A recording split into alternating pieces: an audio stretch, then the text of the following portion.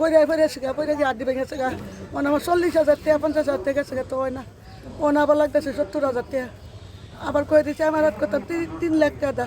এতে পরে গিয়ে বাজান আমার এই রাস্তাতে পরে গিয়ে আমার এই রাস্তাঘাট হয় না বাবা না।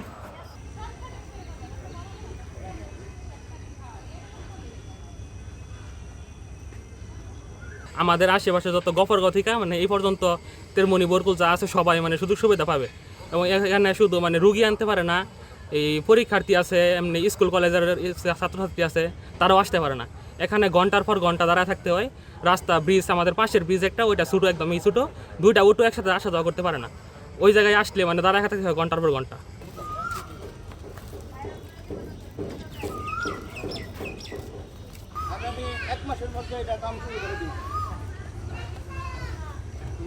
আমার খুব কষ্ট, হে রাস্তা ঘুরে যেমন লাগে, এই ফুলটা যেমন লাগে বুঝা মানে এই সমস্যা নেই। এই যাইতাম পারি না আমরা এই রাস্তায় ফুলেটা। এই দেখেন কি বড় রাস্তা ভাঙ্গে রয়েছে, হ্যান্ডা বান দিছে না রয়েছে মানে এনে দিলে ওই ছাড় আঙ্গরা হইলে এই ফুলটা হইলে বাড়িঘর মানুষজন আছে, এদের জন্য খুব উপকার হয় আর কি। আর এখানে যে ব্রিজ যেটুকু শেষ হয়েছে, এদিক দিয়ে আসা যাওয়া মানে প্রচুর পরিমাণ রিস্ক। হুট করে ওই মুড থেকে যদি একটা গাড়ি আসে, অনেকে জিজ্ঞেস করে যে এই রাস্তাকে ঠিক হয়েছে কিনা, না বইলে যদি আসে একেবারে দুর্ঘটনা ঘটার সম্ভাবনা থাকে।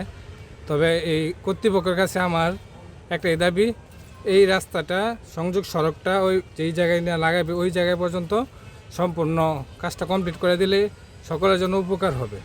অনেক কিছু সমস্যা, যেমন যাতায়াতের আমরা এই যে নামতে পারতেছি না এই রাস্তাটা, এবং কাজটা দ্রুত করতেছে না সরকার, এবং অধিগ্রহণে যারা আছে ওদের বিলটাও তারা সরকার দিতে পারতেছে না।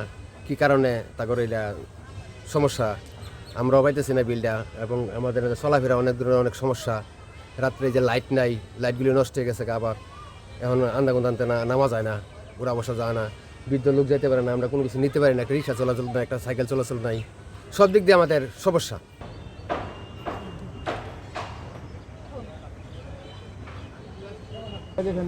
রাস্তাটা ক্লিয়ার দেখেন, তখন স্পিডে রাত্রিবেলা গাড়ি চলে আসার পরে অনেক গাড়ি অ্যাক্সিডেন্ট হয়ে যাবে। নিচে তো মাটি ফালানো না, অনেক গাড়ি মনে করুন গাড়ি সেই স্পিডে নামাই দিতে চায় নিচে, দুর্ঘটনা হয়ে যেতে সম্ভাবনা আছে। এই জন্য আমি রাস্তাটা বন্ধ করে দিয়েছি, যাতে ওখান থেকে দেখা যায় যে একটা ব্যারিকেড আছে, এখানে আর ওদিকে যাওয়া যাবে না।